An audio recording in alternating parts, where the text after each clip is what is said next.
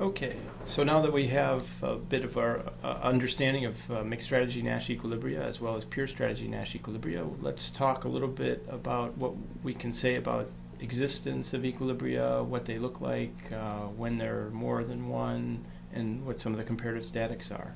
So in particular, let's get started by looking at some comparative statics of mixed Nash equilibria.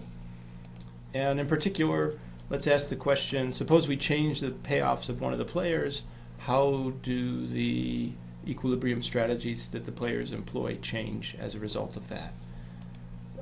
This is pretty easily illustrated in a classic example, which is known as a war of attrition. And in a war of attrition, we have two players, say two companies that are in a declining industry. There's only room for one company, and they can either stay in or exit. So there's positive profits if one stays in and the other exits, but there's negative profits if they both stay in. So basically they're playing a waiting game, hoping that the other one will leave first. They can stay in the industry and enjoy some profits. So let's have a look at a simple version of this game. So in particular, let's just suppose that we think of a game where there's two players. They can choose to either stay or leave. If they both stay, they get a negative payoff, say -2 each. So we have the first cell here, they get -2 each if they both stay. If, say, the row player leaves and the column player stays, then the column player is going to get a positive payoff of 1, and the row player now gets 0. So once you leave, you get 0 no matter what happens by the other player, but once a player leaves, if the other player stays, then they get a positive payoff. So you'd like to be the person staying with the other person leaving. Well, in this game, it's pretty easy to see that there's multiplicity of equilibria.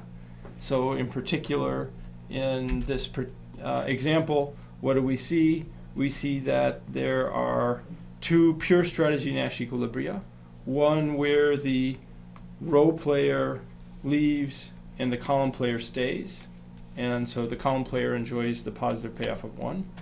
And the other, which is the symmetric version of that, the row player stays and the column player leaves, and then it's the row player that's getting the benefits. Okay, so two pure strategy Nash equilibria. There's also one mixed strategy Nash equilibrium. So let's look at that equilibrium. In particular, I suppose that the row company plays stay with a probability PR, and the column player plays stay with a probability PC. So we've got PR and PC being the probabilities of the row and column players staying. So what has to be true in a Nash equilibrium? In a Nash equilibrium, say the row player needs to be indifferent in order to play both strategies. If they leave, what are they getting? They're getting 0 no matter what. So payoff to leave is 0. If they stay, they're getting -2 if the column player stays. Column player staying with probability PC, so they expect -2 with probability PC, and they get a positive payoff of 1 if the column player leaves. Column player is leaving with probability 1 minus PC, so they're getting a payoff of essentially 1 times 1 minus PC, so their overall payoff is -2 times PC plus 1 minus PC. Okay? So in order for them to be indifferent, it has to be that the payoff from the two strategies is equal. So the payoff from staying is equal to the payoff from leaving. And if you solve that for PC, it's pretty easy to see that PC is going to be 1/3. So in a mixed strategy Nash equilibrium, the column player is staying with probability 1/3, leaving with probability 2/3. You do the same calculation for the row player staying and leaving, and the column player being indifferent. Given the symmetry in this, it's pretty easy to see you're going to get exactly the same solution. So you're going to have 1/3 probability stay for the row player, 2/3 that they leave. So what do we end up with? We end up with 3 different equilibria. One where one of the players stays and the other one leaves. There's 2 such equilibria, and then the mixed strategy equilibrium. So here we have 1 mixed strategy equilibrium and 2 pure strategy equilibrium. 2 pure strategy equilibria. Okay, so that gives us an idea of what the equilibria look like. Now let's suppose that we make the row player, the company, more profitable. So instead of having a 1 in this cell, let's put a payoff of x, where x is possibly greater than 1. Okay, let's go back, resolve this.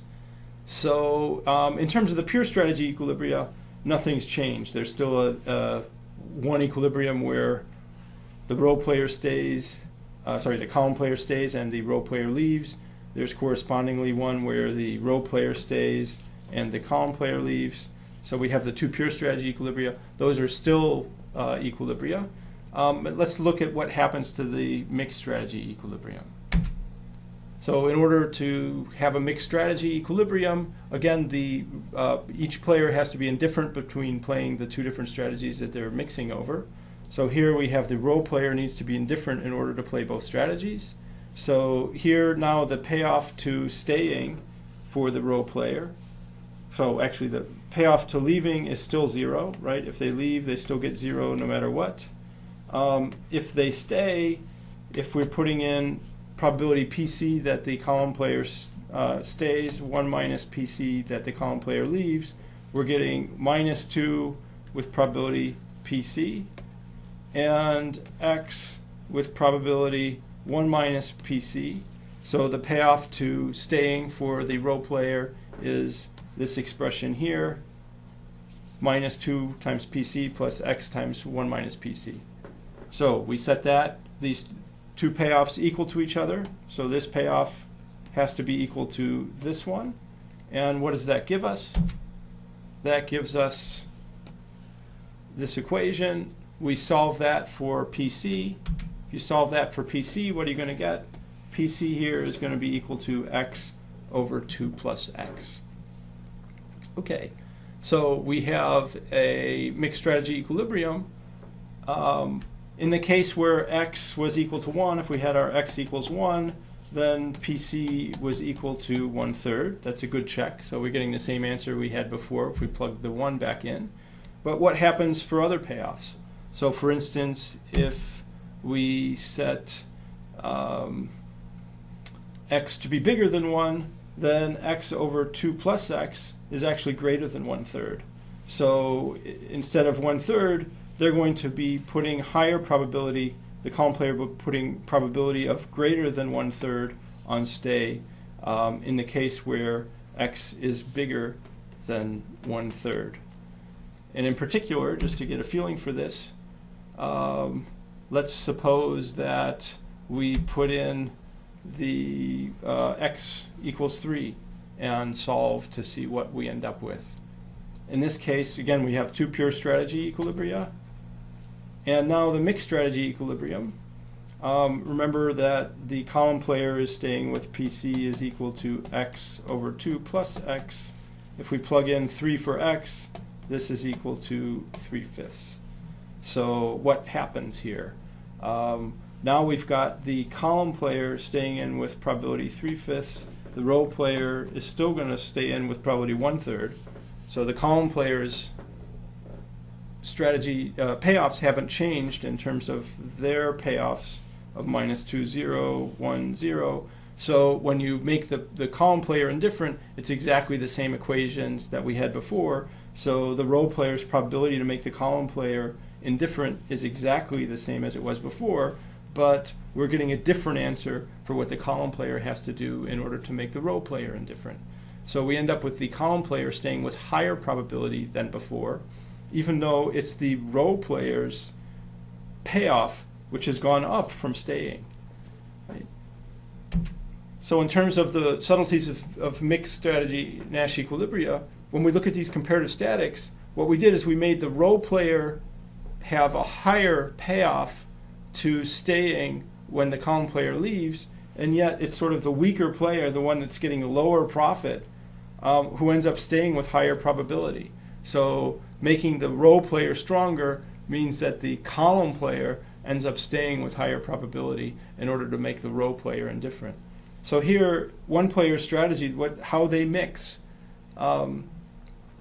is determined by making the other player indifferent. So what the column player is doing is adjusting to the row player's payoffs, and conversely, the row player's mixture is adjusting to the column player's payoffs. So here we need the stronger player to be indifferent. That means that the weaker player ends up staying longer. So there's some interesting comparative statics, and this is the kind of thing that gives us an idea of why game theory is an important tool, because this is something that superficially one might get wrong if you didn't actually go through and understand what the comparative statics actually look like. One might somehow believe that the stronger player should just stay with higher probability. So the game theory here gives some insight that we might not have otherwise.